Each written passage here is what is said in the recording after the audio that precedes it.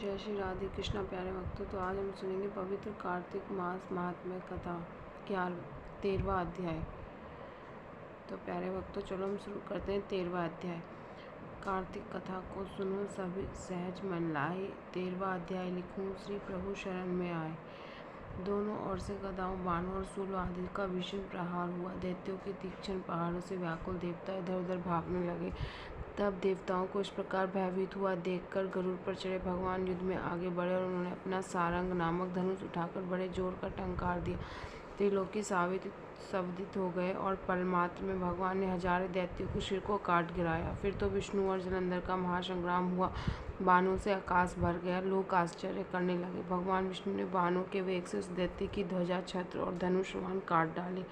इससे व्यथित हो उसने अपनी गदा उठाकर गरुड़ के मस्तक पर दे मारी। साथ ही क्रोध से उस राक्षस ने विष्णु जी की छाती में एक तीक्ष्ण बाण मारा। इसके उत्तर में विष्णु जी ने उसकी गदा काट दी और अपने सारंग धनुष पर बाण चढ़ाकर उसको विंधना आरंभ किया। इस पर जलंधर इन पर अपने पैने बाण बरसाने लगा। उसने विष्णु जी को कई पैने बाण मारकर वैष्णव धनुष को काट दिया। धनुष कट जाने पर भगवान ने गदा ग्रहण कर लिया और शीघ्र ही जलंधर को खींचकर मारने लगे, परंतु उस अग्निवत अमोघ गदा की मार से वे दैत्य उसे कुछ भी नहीं हुआ। उसने एक अग्निमुख त्रिशूल उठाकर विष्णु जी पर छोड़ दिया। विष्णु जी ने शिव के चरणों का स्मरण करके नंदन नामक त्रिशूल से उसके त्रिशूल को छेद दिया और जलंधर ने झपटकर विष्णु जी की छाती पर एक जोर का मुक्का मारा और उसके उत्तर में भगवान विष्णु ने भी उसकी छाती पर अपना एक मुष्टि प्रहार किया। यानी उन दोनों में युद्ध चल रहा था।